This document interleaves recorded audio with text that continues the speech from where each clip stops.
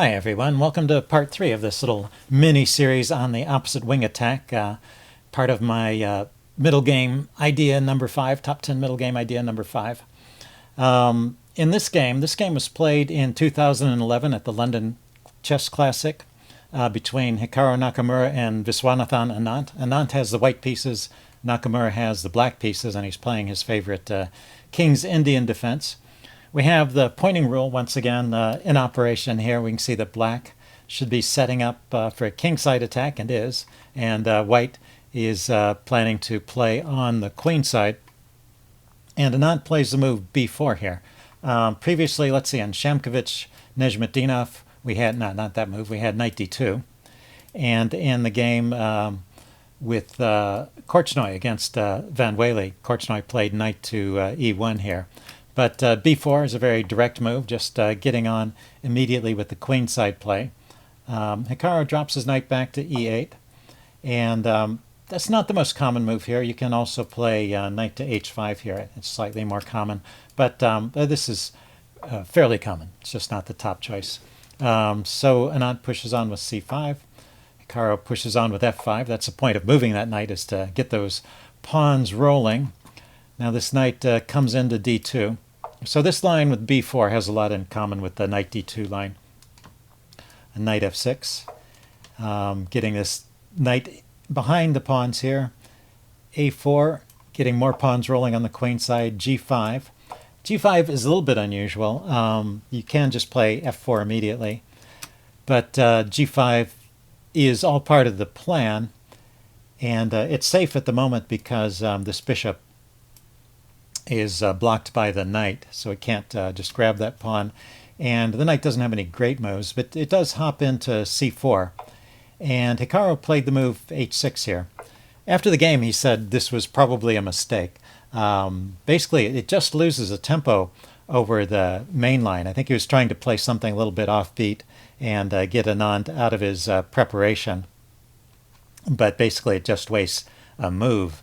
So yeah, this is a situation where every tempo counts, as Nakamura said. So probably not a good idea to play that way. You could just play f4 once again. That protects the pawn, and then later follow up with h5. The point is, this pawn wants to go to h5, and so if you play h6 and then h5 later, you've lost a move. So white is doing pretty good here. Anand continues with f3. Get the main line now f4. Bishop to a3. Put more pressure along this diagonal and prepare to push these pawns forward or trade them off.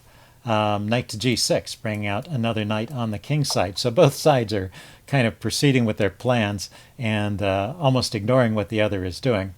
But, well, we'll see. After b5, Nakamura decides to go ahead and take once here, kind of soften up these pawns a little bit, reduce the number of them over there. Bishop takes back, and then rook to f7. We see this typical rook lift to defend along this second rank here, or seventh rank, and also to allow the bishop to come back to f8 if needed. a5, Anand keeps pushing on, and Hikaru plays h5 here. So you see that he did end up playing h6 and then h5. And this is a standard position, except that black is a move behind. So Anand just pushes on with b6. So white is doing very well here, may even have a winning plan with correct play, but the position is still tremendously complicated, so it's not so easy. Black pushes on with g4, and now knight to b5, so bring another knight in, looking at these weaknesses over here. Well, there's potential weakness on d6, and definitely a weakness on c7. So c takes b6. Might as well get something for the pawn, not give it up for nothing. And then g3, pushing ahead on the king side. So white can grab a pawn over here if white wants to, but Anand takes a moment to move his king to safety over here. And now bishop to f8, challenging this bishop along the dark square diagonal. It's an idea we saw in the previous games as well. And d6. So not wanting to trade off that bishop immediately, and also getting us really strong passed pawn. This is the kind of thing that can really win the game for you in the end game. It's a passed pawn, and it's well protected here. It's got, what, 4 pieces protecting it.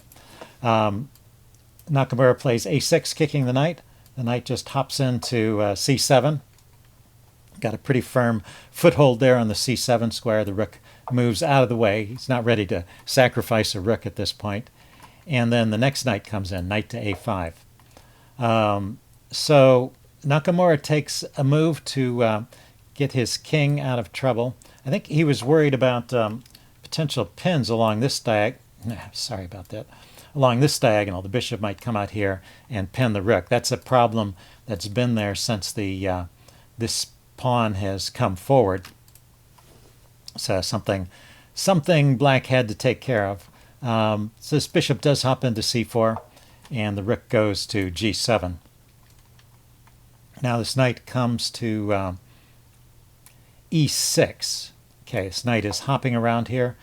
That's the wrong move. Knight to e6, hitting the rook, hitting the bishop, and hitting the queen. So Nakamura is forced to trade off this light-squared bishop. And as we saw in the Korchnoi game, that light-squared bishop is an important attacking piece. So White has made some good progress here by eliminating that bishop, as well as by his advances on the queen side. The only worrying aspect is he's a bit low on space over here on the king side, and Nakamura gets to, well, create a half-open line. I was going to say he gets to open up a line, but it's not entirely open, but he's certainly got a target to look at on g2 at this point. So Anand plays knight to c4 here. This looks like a pretty logical move, coming back to reinforce his hold on the that nice d-pawn. But in fact, this is the point at which the chess engine says that White no longer has as great an advantage as he had earlier. So the chess engine gives a couple of alternatives. One is rook to c1, bringing this rook over to the open file. Makes a lot of sense, just a normal developing move. And the other idea is bishop to h3. Just bringing a defender back here to the king side. And this is also kind of a nice idea. This bishop still has some influence on the queen side over here, but it helps shore up the defense of g2. So both of these moves seem to keep an edge for White. Not to say White is winning, but pretty decent position for White. After knight c4, there seems to be just enough activity for Black here to kind of justify his play. So anyway, Nakamura plays queen e8, hitting the bishop, and the bishop drops back to d5. There is a line here that's maybe slightly better for White. If White were to continue with bishop to h3, well, compared to bishop d5, I think this is still in the range of about even. If White had played bishop to h3, coming back to defend, it looks a little risky at first because of queen b5 hitting the bishop and the knight. But White can get some counterplay with d7, and now when Black rounds up that pawn, can trade off this bishop with tempo, and then move the knight into d6. And this seems to be about even, and maybe even the knight can come over here and harass some of the black pieces over here. It's hitting the queen right now, so it's gained a tempo. But anyway, White went bishop to d5, which makes a lot of sense, holding on to that knight and, well, preventing queen b5 from coming with, well, it's still a tempo on the bishop, but it's not a double attack. So Nakamura continues with h4, and then rook to f2. This seems to be one of the critical mistakes of the game, this rook f2 move. It prevents the bishop from retreating. The bishop has no squares along this diagonal, so the bishop, if it has to move, has to go along this diagonal, which maybe is less than ideal. Although this has the, this move makes a lot of sense to protect along the second rank, maybe gather up the pawn here. But, well, just to give the chess engine line here, if we back up a move, instead of rook f2, bishop to f2, looks pretty dangerous at first. Black can push on with h3, and the only move here is g4. Well, g3 or g4. They amount to the same thing because Black takes, and then knight to h5 hitting the bishop, and then queen to e1 defending the bishop. And it seems like, well, white is holding on in this position. There's not an immediate breakthrough for black, and also no immediate breakthrough for white on the queen side, so the game is roughly in balance there. But after rook f2, the balance kind of swings towards black. So black starts with this h3 move. Anand just takes. I think that was his plan all along when he lifted this rook up. He was going to take and clear off the second rank there. But now rook to c8, hitting this loose bishop, so he gains a tempo that way. Rook a5 defending, and knight to h4, bringing knight in over on the king side, taking a look at the g2 and the f3 squares. King goes ahead and grabs the pawn at this point, and now knight d7, a second move. It's putting more pressure on this bishop, which still has no no retreat squares along that diagonal. So the bishop drops back to b4, and now rook to g3. The rook pushes in on the king side. So it's interesting how in those moves, black has switched, one move on the king side, one move on the queen side, one move on the king side, one move on the queen side. He's playing off one side against the other, it seems. Queen to f1, coming over to defend in advance this h-pawn. We'll see that this h-pawn is big trouble, because after queen h5, if this queen weren't here, then just a move by the knight would threaten a checkmate on h3 there. So this queen f1 was an important defensive move here.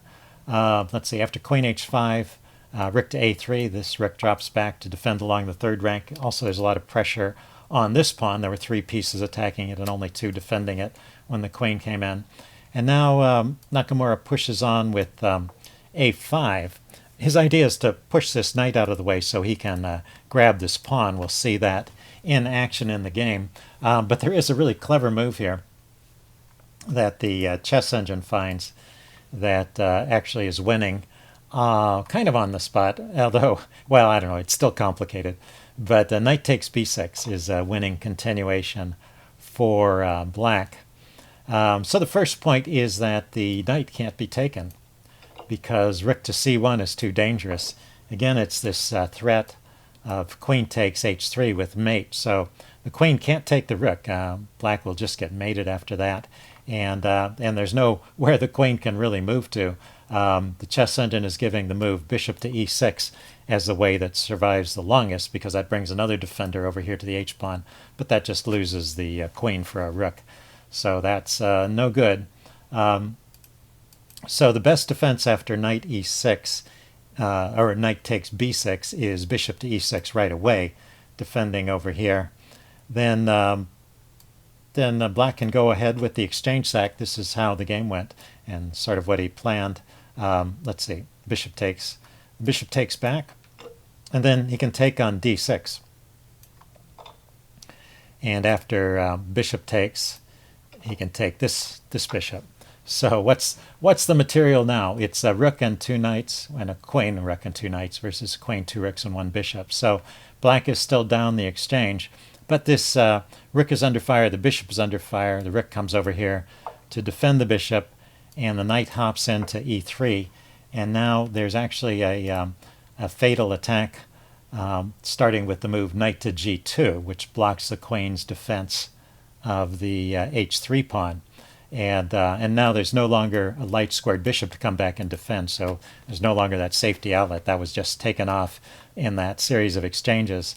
So to stop that, white has to give up the exchange, or give the exchange back. And then instead of taking back, knight g2 immediately anyway, threatening the immediate checkmate. And after this is all pretty forced. The queen has to take to stop the mate. Rook takes. So it's 2 pieces for the queen after black takes that rook, which was sitting there waiting to be retaken. And so at this point, with these 2 passed pawns and the queen against rook and bishop, it's just a pretty easily winning game for black. So that is the winning idea at this point in the game. knight takes, starting with knight takes b6. So, well, we're on move 37. Maybe it's not not so easy to calculate something like that to your satisfaction. And well, you're in a good position. You just want to don't you want to not do anything to spoil the good position before you make the time control at move 40. So a5 is what Nakamura tried here, and there is a chance that black has to, or white has to defend here. We'll get up to it. So this bishop drops back to e1. Rook takes c4. This is the idea.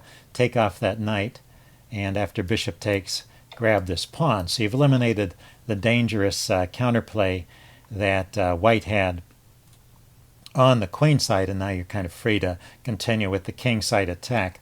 But there was a move here that white had to kind of equalize things. So rook to d3. This wasn't played.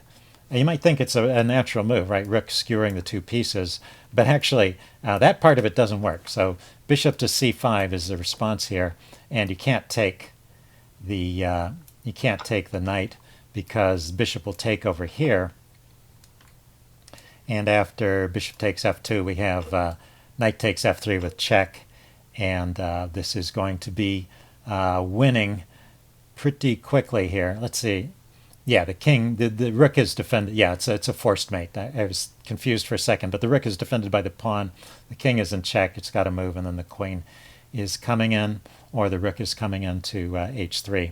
So that is just winning. Let's see. After rook d3, bishop to c5. So you can't take the knight, but you can play this move bishop to e6, both defending over here and hitting the knight. And then the knight has to move to a less convenient square, goes to f6. That's probably the best square for it under the circumstances. And well, once again, we've got a balanced position. And, black, probably Hikaru would still be content to play this position with black. It's just the chess engine rates it as about equal. But and there are some checks, but the king can step up away from them, and black, or white's big pawn over here on this side has been eliminated. So black's attack can continue. Anyway, after this exchange, let's see, the last move, was bishop takes d6. Nakamura just sacked the exchange and then grabbed the pawn. Instead of playing rook d3 and going in for those complications, this is move 40 now. He played rook takes a5, and so the advantage still remains with black after this. So bishop to c5 anyway, supported by the knight and attacking the rook on f2. Let's see, bishop to e2 was played, bringing the bishop back to defend on f3. And now bishop takes b6, grabbing another pawn over here on the queen side and chasing the rook away. The rook goes to b5. And the bishop comes out to d4. So, I don't know, maybe that was just about grabbing the pawn and trying to calm the position a little bit. Let's see. And also it seems like this rook can never move away, so maybe black is just gathering up material while he can and waiting till the last minute to take the exchange back there. Right here, white played bishop to d1, just dropping the bishop back, maybe allowing this rook to move away. If there is an idea here, maybe you're curious about the move rook takes b7, but this does not seem to lead to anything. So knight to c5, hitting the rook, you can check, king can step up, the rook can come back, say rook to b4, the bishop will grab here anyway, and well, similar to the game, this is just going to lead to an advantage for black in the attack as the pieces over here on the defensive side get eliminated. So anyway, after bishop d1, Nakamura continues with bishop takes f2. We get bishop takes back, and now knight takes f3. So he finally breaks through on this key f3 square. Bishop takes. There's no way the king could just move. The queen, though, is still guarding the h3 square, so there's no immediate mate. But well, queen takes here, and now the queen and rook are piled up on h3. Let's see, this rook drops back to b1. The bishop was also pinned, The queen was pinning the bishop. The bishop was threatening to take the rook, but it was pinned against the queen. So rook b1 defends the queen, breaks the pin. And so this rook drops back to g6. We get rook takes b7 now. And the knight comes over to f6, taking a look at the e-pawn there. Rook to b8 check, king steps up.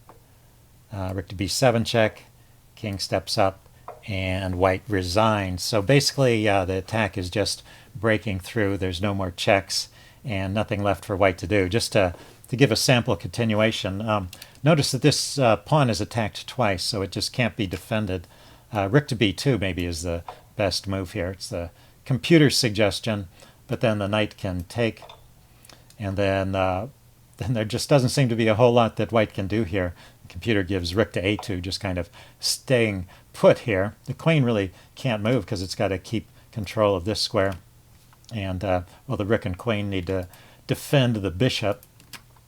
So knight to g3, the knight can come in, chase the queen away. The queen runs to c1, and then the knight can go to e2. The queen comes back because now there's this threat of the queen or rook coming into the g2 square, and but rook to g1 puts an end to it. The queen has no more squares to run to. If the queen takes the knight, then there's checkmate on g2. So white is finally losing material, and that's how the game might have continued one way for black to finish the game off. So let's back up. This was the position after king h6. This is the position where Anand resigned. So it just goes to show that even among really strong players that are well versed in their theory, there's just a lot of traps and pitfalls in these positions, and the lack of space around white's king when you have these advanced pawns just makes the defense extremely difficult and just hard for white to coordinate his pieces. And once black managed to eliminate the threats on the queen side, then his attack was able to roll through. Okay, there's another game I wanted to show you guys. It's has some similarities. It's another attack where the kings are on the same side. So one side is attacking the king and the other side is attacking for material or positional gain. But this arose not from the King's Indian, but from a French defense type of pawn structure. So let's check that out. This game was played between Carlos Torre Repetto and Ruben Fine in 1934 in Mexico. Ruben went down to visit Carlos. He was Carlos Torre Repetto was the Torre attack was named after him, and he was a strong grandmaster, played a lot in the 1920s, and then retired from tournament chess. So Ruben went down to see how he was doing and played a game against him, and he reported that his chess skills, at least, were still pretty sharp. Well, I don't know of any other games from this time. This is the only game I have, which is the one that Ruben Fine recorded. Anyway, Carlos started off with e4, and Ruben went with c6. So we get d4, d5. This is the Caro-Kann. And f3 here is known as the fantasy variation. Although I don't know why it has that name. I've been meaning to. Oh, I tried to find out, but I couldn't find a source that says why it has that name. Anyway, e6 was played. Knight c3. These are all pretty normal moves. Bishop to b4 is the most common move here. Ruben Fine goes with knight f6. We get bishop e3, bishop to e7. So this looks pretty standard. Now e5, kicking the knight is actually not that common in this particular position. I think when white plays this way, often he just tries to hold on to the center. The knight drops back, and after the next few moves, f4, c5, and knight f3, we've actually transposed, and we're now in a fairly common position in the French defense. It's just that both sides took an extra move to get to this position. Black went from c7 to c6, and then from c6 to c5, whereas normally that's just played in one move. And similarly over here, white went from f2 to f3, and then from f3 to f4, when that move is usually played in one move. But this is just a standard position from the French defense. So Ruben continues knight c6, get bishop b5, and A little more common here is queen d2. Maybe queen d2 leaves open the option of castling queenside here, but Carlos has the plan of castling kingside. So bishop to b5 and queen b6, and then both sides castle. So get kingside castling. And now we can talk about the pointing rule again. White is going to attack on the king side, and black is going to attack on the queen side. I would say one difference between this and the King's Indian defense is that it seems a bit too good for white in a way. So if white really got a strong attack going on the king side and he had this pawn chain intact, he has more space than black. So white has both space and the attack, and so that's too many advantages for one side to have. So black always starts out undermining the center and not allowing white that comfortable edge and space as well as the attack. Well, let's see. First, king h1 is played. White is building up to the attack, maybe a little bit slowly, going to play g4. Black plays a6. The bishop takes c6. Pawn takes c6. Knight a4, harassing the queen. Queen goes to a5 and c3. And now we get this typical exchange. You get rid of your extra pawn here and then push the c-pawn forward. So just continuing to pile up pressure on the center. And at some point, yeah, I mean, these are kind of the key moves in the French defense. f6 here and the pawn on c5 to just keep that center from getting out of control and dominating the position too much. White continues with rook to c1. Maybe the chess engine is suggesting white could actually have continued on with f5 directly, and that would have kept the best advantage for white. Let's see, rook to c1. I think this is still about an even position. Rubin plays interestingly with c4, so locking up the center, willing to give white maybe more than white ought to have, but he has some ideas here on the king side or on the queen side that we will see later. So Carlos says thank you for the space and the attack, and starts pushing on. And now f6. So this is the typical move I mentioned earlier, just trying to put pressure on the center and prevent it from being too big a force. Rook to f2, preparing to double on the f file, or maybe bring the other rook over to the g file. More common, well, maybe not more common, but a typical idea here would be to take and play against this backwards e-pawn. Also park the knight on a good square. The knight has a good square on e6. So that's another way for white to continue, maybe a little better than what happened in the game. So like I said, Carlos is just going ahead with the king side attack here. Now f takes e5. So black gets to weaken the center a bit, but there's still, there's still that locked up pawn structure there. So he's got two solid pawns. Well, at the moment they're solid. Let's see, and bishop b7. So it's interesting, placing a bishop here, looking at its own pawn. It's not at all obvious what value this bishop has, but we'll see its value coming up pretty shortly. Queen to c2 was played. It may be looking at ideas along the c file, but it's also looking at the king side, and maybe the knight can hop in there, maybe after the bishop is cleared out of the way. And then bishop to c6 was played. So this is one idea. The bishop can harass this knight, but there's actually a second idea as well, because when the knight drops back, Rubin finds a nice tactical move here. So if you want to think about this position for a little bit, why don't you pause the video and see if you can figure out what black played in this position.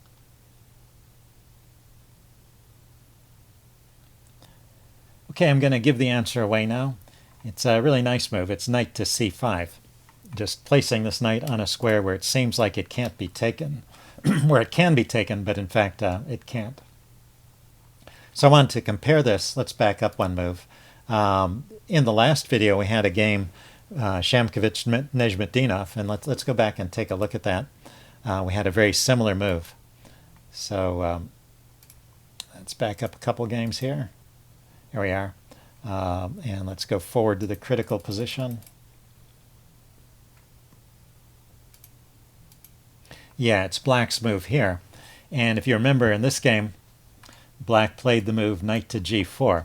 So a similar idea. The structure is kind of a mirror image of what we saw.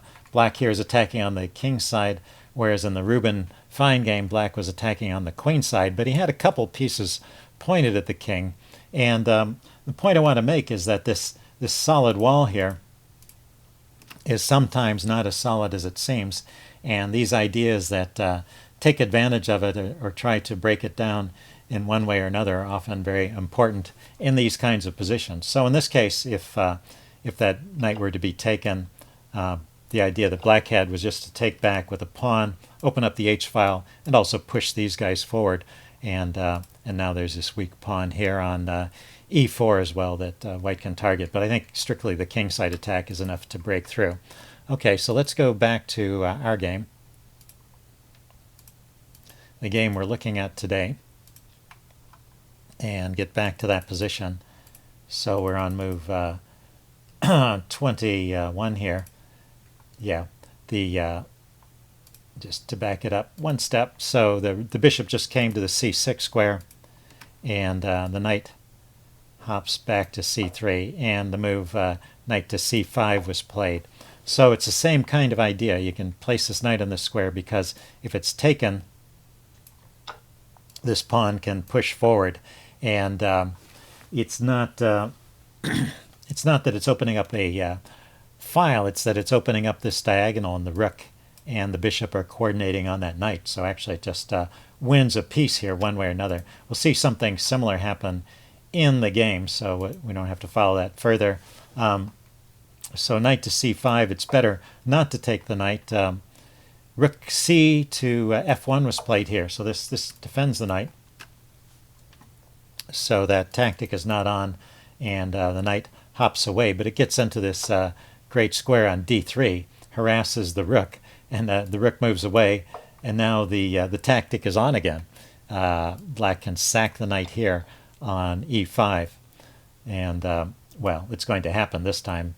Pretty much you have to take the notice that this knight is pinned, so knight takes knight, loses the rook there, so pawn takes knight is played, and then the pawn comes forward d4. It's a fork hitting those two pieces, and white has to respond in some way, and if white takes the pawn, then black will grab the knight over here and get his material back, and also look to break through over here on the king side. Let's see, Carlos chose to play the move knight to e4, giving up the bishop instead of the knight, and then played the move king to g1 so that this knight would be unpinned.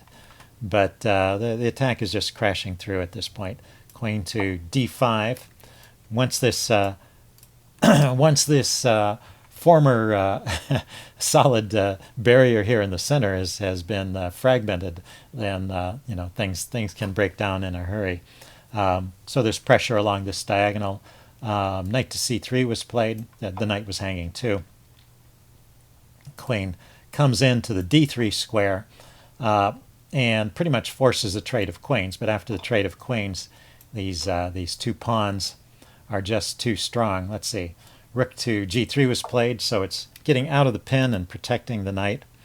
And now the pawn goes to e2, and white resigned. Carlos resigned at this point. There's just no hope. Then the rook has to move, and then this knight is hanging. Let's see. If the rook goes to f2, then black can take the knight off and queen with check, so getting a new queen. And if the rook goes here, then the knight is lost. So anyway, that's it for this video. I'm going to do one more video on this topic of attacks on opposite wings, and we're going to return to the case where we have opposite side castling, but I'm going to show more of this French defense style of pawn structure. I have a couple games in that I want to show you, and that will wrap up this mini-series. So see you then. Bye.